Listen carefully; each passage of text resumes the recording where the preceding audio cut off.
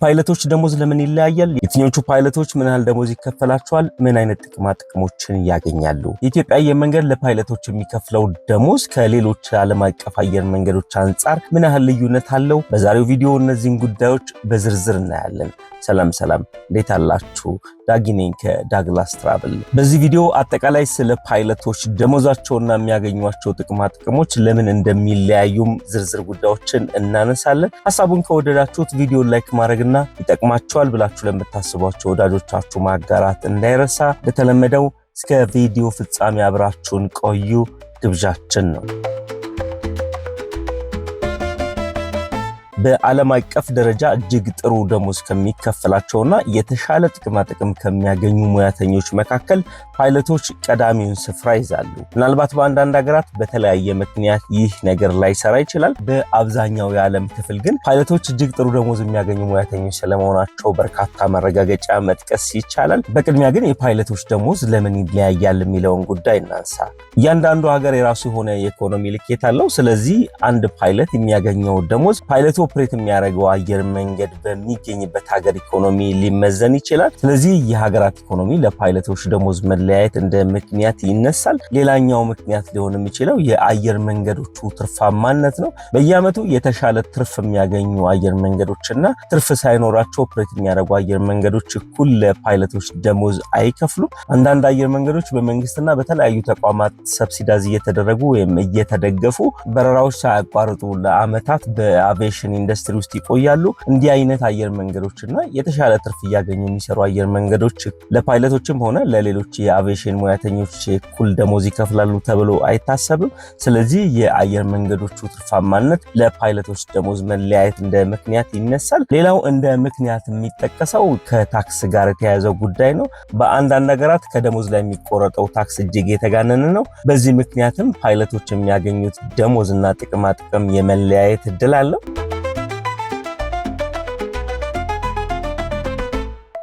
የፓይለቶች ደሞዝ የሚለያይበት ሌላኛው ምክንያት የሚያበሩት ወይም ደግሞ ኦፕሬት የሚያደርጉት የአውሮፕላን አይነት ነው። የትኛውም ፓይለት ወይም አብራሪ ሁሉንም አይነት አውሮፕላን አያበርም። አብራሪዎች ኦፕሬት የሚያደርጓቸው አውሮፕላኖች በደንብ ትሬን ያደረጉበትና ስፔሻላይዝ ያደረጓቸው ኤርክራፍቶች ላይ ብቻ ነው ፎከስ አድርገው ኦፕሬት ሊያደርጉ የሚችሉት። እንዲህ መሆኑ በርካታ ሪስኮችን ይቀንሳል ተብሎ ይታሰባል። ለምሳሌ የቤት መኪና ብቻ የሚያሽከረክር አንድ ግለሰብ ከባድ መኪና በሰጡት ምን ሊሆን እንደሚችል፣ ከባድ መኪና የሚይዝ አሽከርካሪም የቤት መኪና ላይ ምን አይነት ችግሮች ሊያጋጥሙት እንደሚችሉ የሚታወቅ ነው። ስለዚህ በዚህ መልኩ ኤርክራፍት ኦፕሬት የሚያደርጉ ፓይለቶችም የተለያየ አይነት አውሮፕላኖችን ሊያበሩ ይችላሉ። እንደ ሲኒየሪቲያቸውና በአቪዬሽን ኢንዱስትሪው እንደመቆየታቸው አንዳንድ አብራሪዎች በርካታ አይነት አውሮፕላኖችን ሊያበሩ ይችላሉ። ይህ ማለት ግን ለሁሉም ይሰራል ማለት አይደለም። ስለዚህ በዚህ ምክንያት የአውሮፕላን አብራሪዎች የደሞዝ ስኬል የተለያየ ሊሆን ይችላል።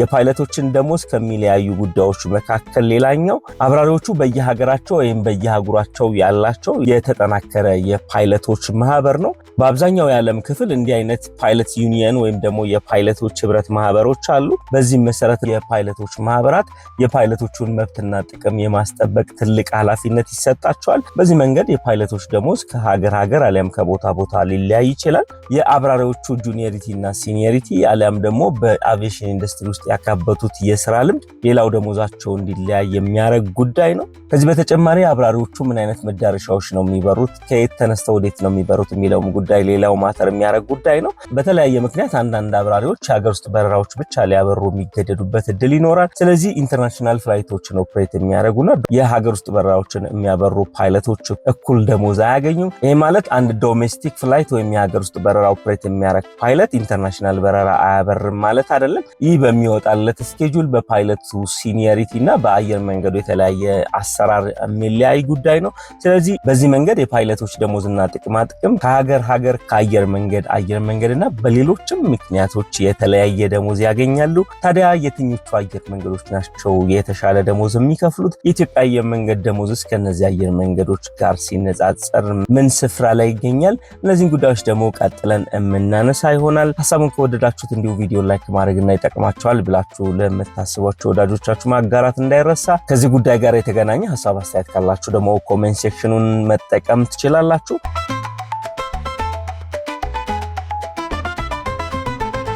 የትኞቹ አየር መንገዶች የተሻለ ደሞዝ ይከፍላሉ የሚለውን ጉዳይ ስናነሳ በአብዛኛው በዩናይትድ ስቴትስ ኦፍ አሜሪካ የሚገኙ አየር መንገዶች እጅግ የተሻለ ደሞዝ ከፋይ ናቸው ተብለው ስማቸው ይነሳል። በአሜሪካ የሚገኙ አየር መንገዶች ጥሩ ደሞዝ የሚከፍሉባቸው ምክንያቶች ሲነሱ አንደኛው ምክንያት በአሜሪካ ትልልቅ የሚባሉ ዓለም አቀፍ ስም ያላቸው አየር መንገዶች አሉ። እነዚህ አየር መንገዶች በጣም ግዙፍ የሚባሉ እጅግ ብዙ በረራ ያላቸው ብዙ አውሮፕላኖች ያሏቸው አየር መንገዶች ናቸው። ስለዚህ በዚህ ምክንያት የተሻለ ደሞዝ ይከፍላሉ። ሌላው በአሜሪካ እንደየአየር መንገዱ ባላቸው አውሮፕላንና መዳረሻ ልክ በበቂ ሁኔታ አብራሪዎች ወይም ፓይለቶች የሏቸውም። ስለዚህ የፓይለቶች እጥረት አለ። በዚህ ምክንያት አብራሪዎቹን ኪፕ ለማድረግ የተሻለ ደሞዝ ይከፍላሉ። ሌላኛው ምክንያት ነው። ከዚህ በተጨማሪ ዓለም ላይ በአሜሪካ እንደሚገኘው የፓይለቶች ህብረት ጠንካራ ሌላ ህብረት የለም ይባላል። ስለዚህ ይህ ህብረት ጠንካራ መሆኑ ለፓይለቶች መብትና ጥቅም እንዲቆም አድርጎታል። በዚህ ምክንያት ፓይለቶቹ የተሻለ ገቢ ያገኛሉ። ሌላው አየር መንገዶቹ ትርፋማ በሆኑ ቁጥር ለፓይለቶች ፕሮፊት ሼር ያደርጋሉ። ይህ በቀጣሪውና በተቀጣሪው መካከል በሚደረግ ስምምነት የሚወሰነው ነው። ፓይለቶቹ የተሻለ ደሞዝ እንዲያገኙ ግን እንደ ምክንያት ከሚነሱ ጉዳዮች መካከል አንደኛው ነው። ታዲያ በአሜሪካ የትኞቹ አየር መንገዶች ናቸው የተሻለ ደሞዝ የሚከፍሉት የሚለውን ጉዳይ በጥቂቱ ለማንሳት ደልታ፣ ዩናይትድ እና አሜሪካን ኤርላይንስ የሚባሉት ሶስት ግዙፍ አየር መንገዶች በአሜሪካ እጅግ ጥሩ ደሞዝ ከሚከፍሉ አየር መንገዶች መካከል ናቸው። ዩፒኤስ ኤርላይንስ እና ፌዴክስ ኤክስፕረስ የሚባሉት የተለያዩ የካርጎ አገልግሎት የሚሰጡት አየር መንገዶችም እጅግ ጥሩ ደሞዝ ከሚከፍሉ አየር መንገዶች እንዲሁ በዓለም ደረጃ ስማቸው ከፍ ካሉ አየር መንገዶች መካከል ናቸው።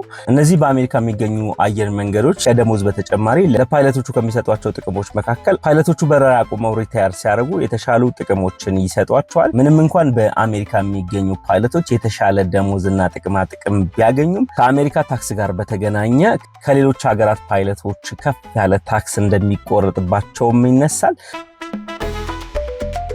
ሌላው ለፓይለቶች የተሻለ ደሞዝ የሚከፈለው በዩናይትድ አረብ ኤሚሬትስ ነው። አብዛኛዎቹ የገልፍ ሀገራት አቪዬሽን ኢንዱስትሪ ውስጥ ለሚሰማሩ ሙያተኞችና ለፓይለቶች የተሻለ ደሞዝ ይከፍላሉ። ፓይለቶቹ አሊያም ደግሞ የአቪዬሽን ሙያተኞቹ የተሻለ ደሞዝ እንዲያገኙ ከሚያደርጓቸው ምክንያቶች መካከል በዋናነት የሚነሳው ታክስ ፍሪ የሆነ ደሞዝ መክፈላቸው ነው። ይህ ታክስ ጉዳይ በአሜሪካ የሚገኙ ፓይለቶችን ቢያማርንም በዩናይትድ አረብ ኤሚሬትስ ግን ከዚህ ተቃራኒ ነው። ሌላው የገልፍ አየር መንገዶችን የሚያበሩ ፓይለቶች ሌክዠሪ የሆነ ጥቅማ ጥቅም ያገኛሉ። ፍሪ ሃውሲንግ አላቸው። እነሱ በቂ ጊዜ እስካላቸው ድረስ አንሊሚትድ የሆነ ፍሪ ቲኬት አላቸው።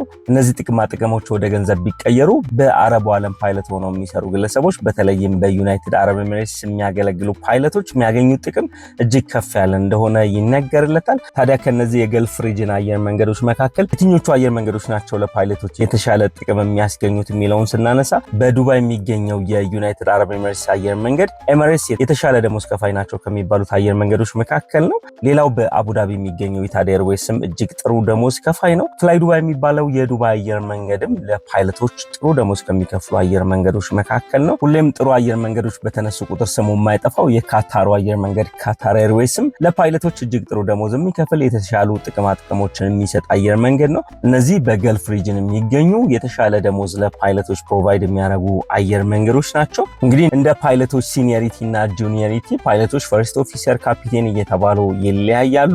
ታዲያ አሁን ካነሳናቸው አየር መንገዶች መካከል በዩናይትድ አረብ ኤሚሬትስ የሚገኙት አየር መንገዶች ለፈርስት ኦፊሰሮች እና ለካፒቴኖች ምን ያህል ይከፍላሉ የሚለውን ጉዳይ ስናነሳ ኤሚሬትስ የሚባለው የዱባይ አየር መንገድ ለፈርስት ኦፊሰር አብራሪዎች ከ105,000 እስከ 160,000 የአሜሪካን ዶላር በአመት ይከፍላል። ለካፒቴኖች ደግሞ ከ220,000 እስከ 400,000 የአሜሪካን ዶላር በአመት በደሞዝ መልክ የሚከፍለው ክፍያ ነው። ሌላኛው የአቡዳቢው ኢታድ ኤርዌይስ ለፈርስት ኦፊሰር ከ90,000 እስከ 150,000 የአሜሪካን ዶላር ይከፍላል። ለካፒቴኖች ደግሞ ከ200 እስከ 320,000 የአሜሪካን ዶላር አመታዊ ክፍያው ነው። ፍላይ ዱባይ የሚባለው የዩናይትድ አረብ ኤሚሬትስ አየር መንገዶች ከ70,000 እስከ 120,000 ለፈርስት ኦፊሰሮች፣ ከ160,000 እስከ 250,000 የአሜሪካን ዶላር ለካፒቴኖች የሚከፍለው የደሞዝ መጠን ነው። መቀመጫውን ዩናይትድ አረብ ኤሚሬትስ ሻርጃ ያደረገው ኤር አረቢያ የሚባለው አየር መንገድ ለፈርስት ኦፊሰር ከ50,000 እስከ 90,000 የአሜሪካን ዶላር ሲከፍል ከ120,000 እስከ 180,000 የአሜሪካን ዶላር በአመት ለካፒቴኖች የሚከፍለው ክፍያ ነው።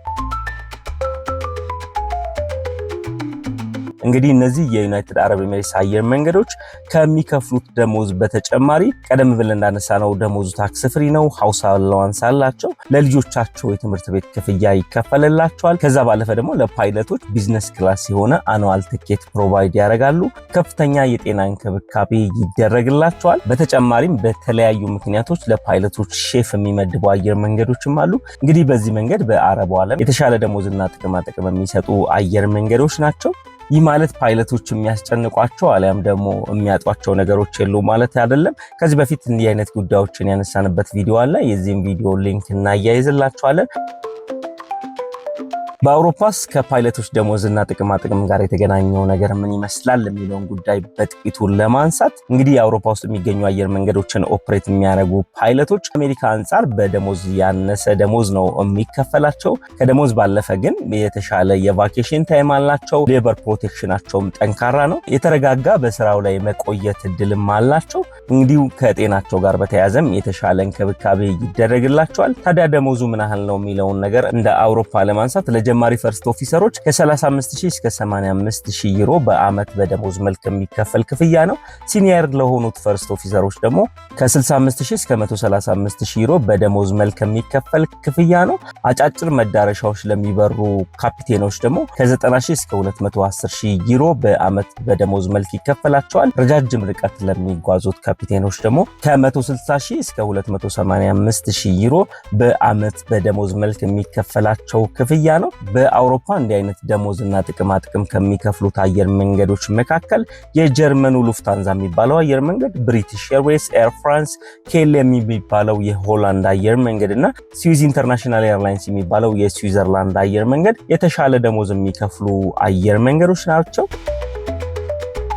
እንግዲህ ውድ ቻናላችን ቤተሰቦች ለዛሬ የመጨረሻ ያደረግነው የኢትዮጵያ አየር መንገድ ነው። የኢትዮጵያ አየር መንገድስ ለየትኞቹ አይነት አውሮፕላን አብራሪዎች የተሻለ ደሞዝ ይከፍላል የሚለውን ጉዳይ ስናነሳ በኢትዮጵያ አየር መንገድ አሰራር ቦይንግ 787፣ ቦይንግ 737 ማክስ እና የካርጎ አውሮፕላኖችን ኦፕሬት ለሚያደርጉ ፓይለቶች የተሻለ ደሞዝ ይከፈላል። ምንም እንኳን እንደ ዩናይትድ ስቴትስ ኦፍ አሜሪካ፣ እንደ ዩናይትድ አረብ ኤሚሬትስ እና እንደ አውሮፓ አየር መንገዶች በግልጽ የተቀመጠ የደሞዝ ሬንጅ ባይኖርም በኢትዮጵያ አየር መንገድ ሴናሪዮ ይከፈላሉ ተብለው ስቲሜት የተደረጉ የደሞዝ ልኬቶች አሉ። በዚህ መሰረት ለየትኞቹ አብራሪዎች ምን ያህል ደሞዝ ይከፈላል የሚለውን ነገር ስናነሳ ለጁኒየር ፈርስት ኦፊሰር ከ12000 እስከ 30000 የአሜሪካን ዶላር በአመት የሚከፈል ደሞዝ ነው። ለፈርስት ኦፊሰሮች ደግሞ ከ30000 እስከ 80000 የአሜሪካን ዶላር በአመት ይከፈላል። ለሲኒየር ፈርስት ኦፊሰሮች ከ70000 እስከ 120000 የአሜሪካን ዶላር በደሞዝ መልክ የሚከፈል ክፍያ ነው። ሳይዛቸው አነስተኛ ለሆኑ አውሮፕላን አብራሪዎች